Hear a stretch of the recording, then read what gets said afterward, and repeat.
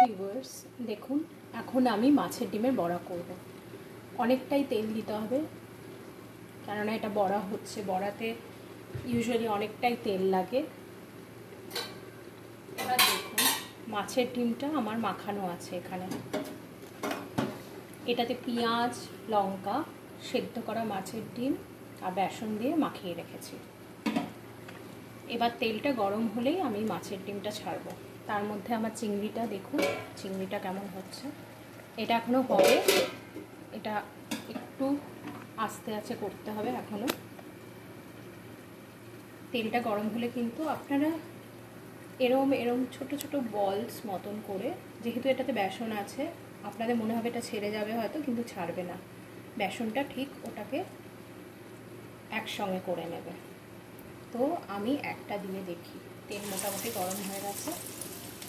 এরকমভাবে আপনারা 2, 3, 4 যেরকম হোক, আমার কড়াটা যেহেতু ছোটো, আমি 4-5টা দিয়ে দিচ্ছি একসঙ্গে।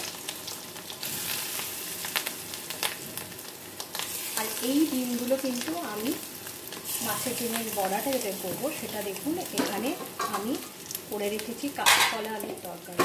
একটু রেয়ার কম্বিনেশন, কখনো মাছের ডিমের বড়ার ঝোল আপনারা কাঁচকলা আলু দিয়ে খাননি, এটা কাঁচকলা আলুর তরকারি। এর মধ্যে আমি বড়াগুলো ভেজে ভেজে কিন্তু আমি দিয়ে দেবো।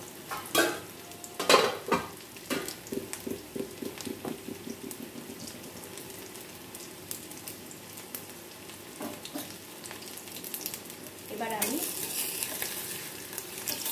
এখনো এটা হবে, এখনো কাঁচা আছে, দেখুন।